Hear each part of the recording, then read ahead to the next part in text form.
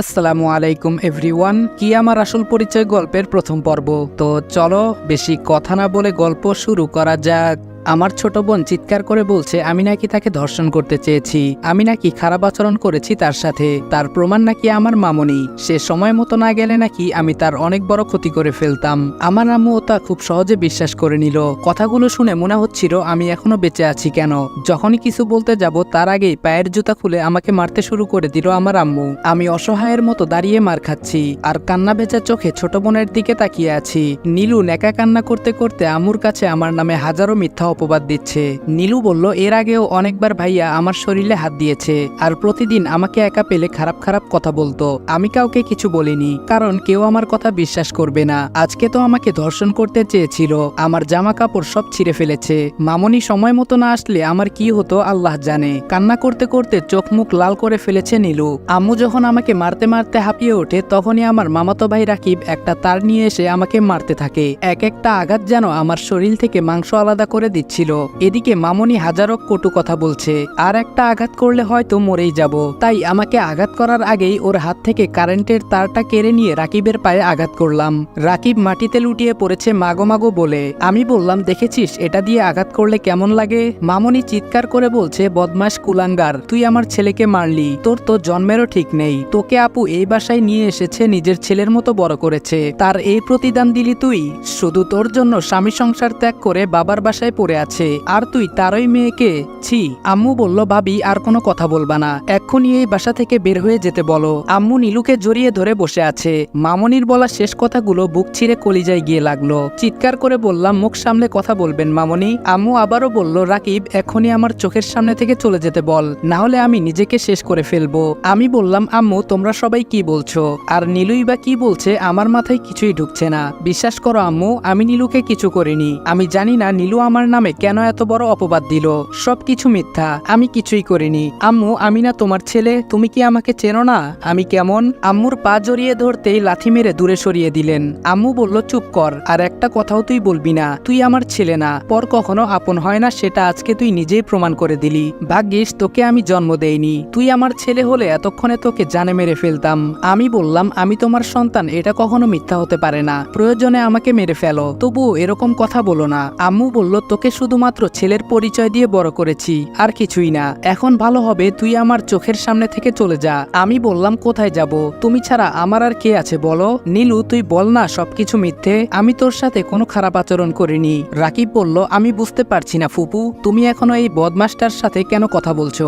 আজকে যা কিছু করলো তা যদি বাহিরে জানাজানি হয় তাহলে এই পরিবারের লোক বেঁচে থেকে কি করবে। নীলু বলল এই কুকুরের বাচ্চা বের হয়ে যা, না হলে আমি তোকে জুতা পেটা করব। আমি মনে মনে ভাবছি যে বোনটা আমাকে নিজের থেকে বেশি ভালোবাসতো সে আজকে আমার নামে এত বড় একটা অপবাদ দিল। কেন এমন করছে সেটা তো আমি জানি না, তবে এর পেছনে কি আছে সেটা খুব ভালো করেই বুঝতে পারছি। মামনি বলল রাকিব দাঁড়িয়ে দাঁড়িয়ে কি দেখছিস, এক্ষুনি ঘাড় ধাক্কা মেরে বের করে দে কুকুরের বাচ্চাটাকে। আমি বললাম আপনি আরেকবার আমাকে কুকুরের বাচ্চা বলবেন তো আমি ভুলে যাব আপনি আমার মামনি। আপনার সাহস হয় কি করে আমার বাবাকে কুকুর বলার। নীলু বলল ভালো করেছে, একবার নয় হাজারবার বলবে, তুই একটা কুকুরের বাচ্চা, তোর বাপ একটা কুকুর, বাপের জন্য দরদ এসেছে।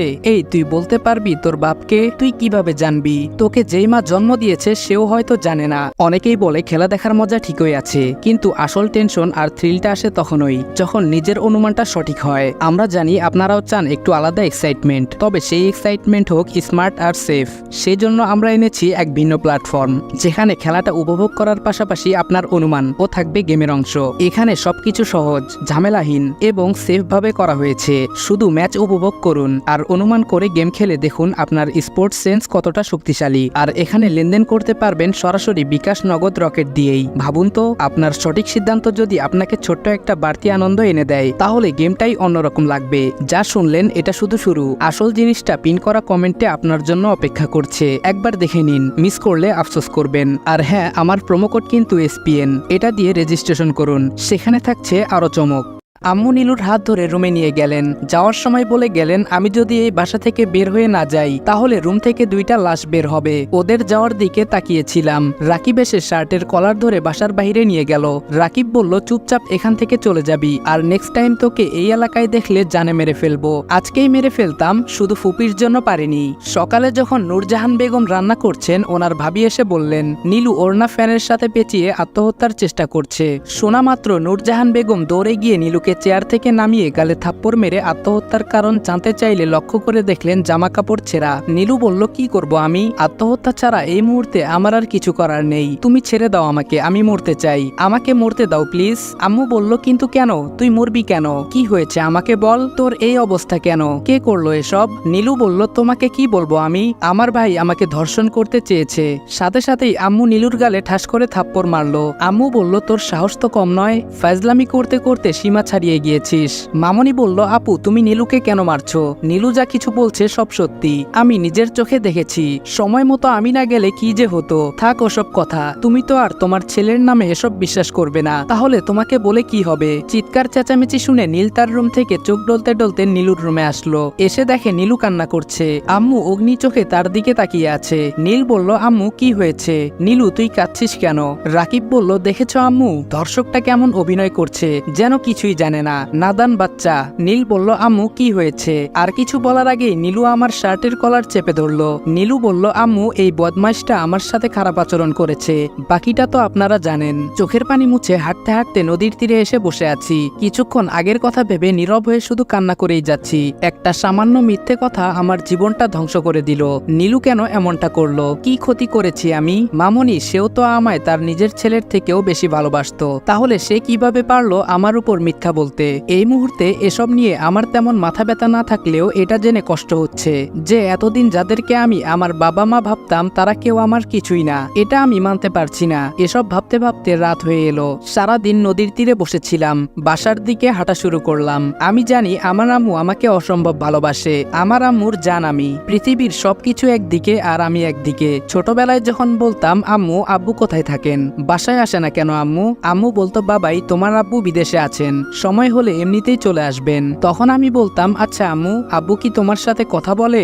আব্বু দেখতে কেমন? তখন আম্মু বলতো, নীল বেশি বকবক করো না, চুপচাপ থাকতে পারো না? তোমার আব্বু যখন আসবে তখন দেখে নিও তোমার আব্বু দেখতে কেমন। তখন আমি বলতাম, ঠিক আছে, আসলেই দেখবো। 1 বছর পর হঠাৎ করে আম্মু বললেন, আমার আব্বু নাকি রোড অ্যাক্সিডেন্টে মারা গিয়েছেন। বাবার সম্পর্কে এতটুকুই জানি, এর চেয়ে বেশি আমার জানা নেই। বাসার মেন দরজা খোলা দেখে ডাইরেক্ট বাসায় ঢুকে আমার রুমে চলে গেলাম।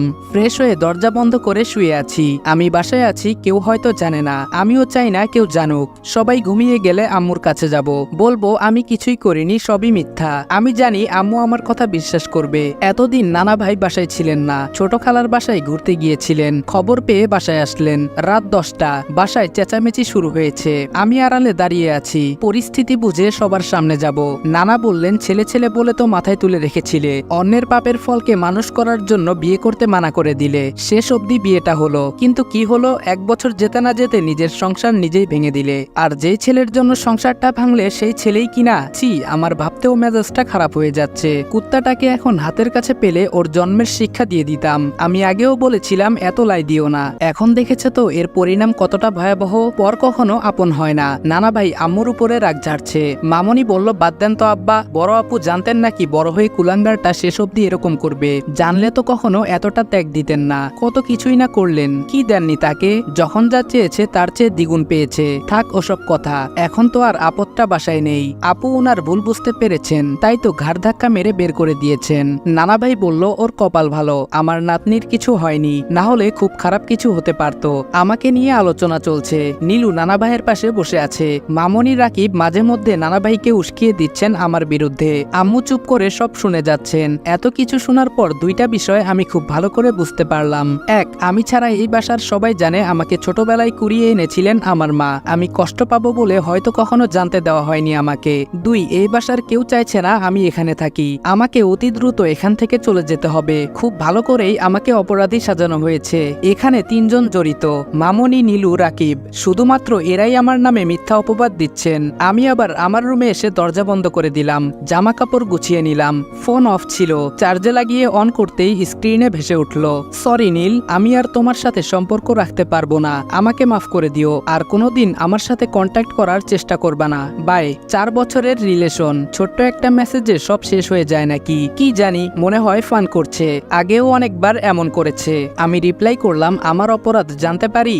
দেখো নিশাত, আমি জানি তুমি আমার সাথে ফান করছো, বিশ্বাস করো আমি এখন কোনো প্রকার ফান করার মুডে নেই, অনেক বড় একটা ঝামেলা হয়ে গিয়েছে, তুমি অনলাইনে আসলে কল দিও, আমি তোমায় সব ক্লিয়ার করে বলবো। এটা লিখে সেন্ড করে দিলাম। 5 মিনিটের মাথায় রিপ্লাই আসলো, আমি মোটেও ফান করছি না, আমি তোমার সাথে সম্পর্ক রাখতে পারবো না, সো ব্রেকআপ। আমি বললাম, আমার অপরাধ কি সেটা জানতে পারি? নিশাত বলল, কেন, তুমি জানো না তোমার অপরাধ কি, নাকি আমাকে বলতে হবে? ছি, লজ্জা শরম বলতে কিছু নেই, এভাবে এত বড় জঘন্য একটা কাজ করতে পারলে তুমি? তোমার যদি এরকম কিছু খেয়াল ছিল তাহলে আমাকে বলতা, আমরা বিয়ে করে নিতাম, না হলে তোমার সাথে রুম ডেট করতাম। তুমি কিভাবে পারলে আপন বোনের সাথে এসব করতে? আমি বললাম, নিশাত তুমিও শেষমেশ আমাকে ভুল বুঝলা? নিশাত বলল, আমি তোমাকে ভুল বুঝিনি, যেটা সত্যি সেটা বললাম। আমি বললাম, তুমি আমার সাথে একবার দেখা করো, সবকিছু ক্লিয়ার হয়ে যাবে, বিশ্বাস করো আমি কিছুই করিনি। নিশাত বলল, এসব জানার পরেও তুমি কিভাবে ভাবলে তোমার সাথে আমি দেখা করব? তাছাড়া আমি তোমার মুখটাও দেখতে চাই না, তোমার নাম শুনলেই না কেমন যেন মনের ভেতর ঘৃণা কাজ করে, আজকে থেকে আমাদের সম্পর্ক এখানেই শেষ। আমি বললাম, সবাই তো ছেড়ে চলে গিয়েছে, তাহলে তুমি থাকবা কেন? তুমিও চলে যাও। বাই দা ওয়ে, দোয়া করি সবসময় ভালো থেকো। মেসেজ সিন হওয়ার পরপরই হোয়াটসঅ্যাপে ব্লক করে দিল, নাম্বারটাও ব্লক লিস্টে রেখে দিল। বাসা থেকে যাওয়ার আগে আম্মুর সাথে দেখা করেছিলাম, উনি বলেছেন আমার মুখ না দেখাতে, আমার জন্য ওনার জীবনে অনেক কিছু হারিয়েছেন, এখন আর কোনো কিছু হারাতে চান না। আম্মুর পায়ে জড়িয়ে ধরে বলেছিলাম, বিশ্বাস করো আম্মু, আমি কোনো কিছুই করিনি। আমার একটা কথাও বিশ্বাস করেননি তিনি। আম্মু বলল, বাসার অন্য কেউ দেখার আগে চুপচাপ বাসা থেকে বের হয়ে যাবি, আমি তোর কেউ না, পর তো পরই, আপনগুলো স্বার্থপর। এই শহরে আর থাকতে চাই না, থাকলে হয়তো দম বন্ধ হয়ে মারা যাব, তাই ট্রেনে উঠে বসলাম, কোথায় যাব জানি না। ট্রিটি এসে টিকিট চাইলে আমি বললাম, সরি আমি তাড়াহুড়ো করে টিকিট কিনতে ভুলে গিয়েছি। ট্রিটি বলল, নো প্রবলেম, ফাইন ভরে দাও তাহলেই হবে। আমি বললাম, জি কত দিতে হবে? ট্রিটি বলল, কোথায় যাবেন? আমি বললাম, ঢাকা। ট্রিটি বলল, ফাইন 300 আর টিকিট 250 টাকা, মোট 550 টাকা দাও। আমি বললাম, হুম। সকাল 8টা, কমলাপুর বসে আছি, একে তো কাউকে চিনি না জানি না, কোথায় যাব কি করব কিছুই বুঝতে পারছি না, পেটেও খিদে লেগেছে, পকেটে হাত দিয়ে দেখি মানি ব্যাগ নেই, হয়তো কোনো ভদ্রলোক নিয়ে গিয়েছে। বিকাশে টাকা ছিল কিছু, টাকা তুলে আগে হালকা কিছু খেয়ে নিলাম। হঠাৎ আমার ফোনটা বেজে উঠল, বের করে দেখি রাহুল কল দিয়েছে, কলটা কেটে দিলাম, ফোন তোলার কোনো ইচ্ছে নেই। হঠাৎ মনে হলো আমার তো একটা ফেসবুক ফ্রেন্ড আছে, অনেকবার বলেছিল ওর বাসায় যাওয়ার জন্য, সময় পাইনি তাই যাওয়া হয়নি। ওর নাম্বার আমার কাছে নেই, শুধু ফেসবুকে কথা হয়। এফবিতে ঢুকতেই দেখলাম সে অ্যাক্টিভ আছে, মেসেজ করতেই রিপ্লাই দিল, কি খবর দোস্ত? আমি বললাম, এই তো ভালো, তুই? সে বলল, হুম ভালো। আমি বললাম, তুই একটু ঢাকায় আসতে পারবি? সে বলল, কেন? আর আমি তো ঢাকায় আছি, মামার বাসায় এসেছি কিছুদিন আগে। আমি বললাম, তাহলে তো ভালোই হলো, তুই অনেকদিন হলো বলছিস তোর বাসায় যেতে, তাই আজকে না জানিয়ে চলে আসলাম, নিয়ে যাবি তো তোর বাসায়? রিফাত বলল, কি বলছিস দোস্ত, তুই ফান করছিস না তো? নীল বলল, আরে আজিব তো, এই দেখ সেলফি তুলে দিলাম, কমলাপুরে বসে আছি আমি। রিফাত বলল, বন্ধু তুই ওখানেই থাক, আমি এক্ষুনি আসছি, আর হ্যাঁ তুই 2টা নোয়াখালীর টিকিট কিনে রাখ, রিফাতের বাসা নোয়াখালী। আমি বললাম, কিন্তু ট্রেন তো বিকেলে, আমরা বরং বাসেই চলে যাব। রিফাত বলল, না মামা, ট্রেনেই যাব, সারাদিন তোকে নিয়ে ঘুরবো আর বিকেলে বাসায় যাব। আসসালামু আলাইকুম এভরিওয়ান। নীলু কেন এমনটা করলো আর নীলের আসল বাবা মা কে সেটা জানতে হলে সাথেই থাকুন। আমি আদৌ জানি না গল্পটা আপনাদের ভালো লাগবে নাকি লাগবে না, ভালো লাগলে অনুভূতি প্রকাশ করিয়েন, যদি ভালো লাগে তাহলে কন্টিনিউ করব, আর যদি আপনাদের ভালো না লাগে তাহলে এখানেই সমাপ্ত। তো দেখা হচ্ছে নেক্সট ভিডিওতে, ততক্ষণ ভালো থাকবা, সুস্থ থাকবা, আল্লাহ হাফেজ।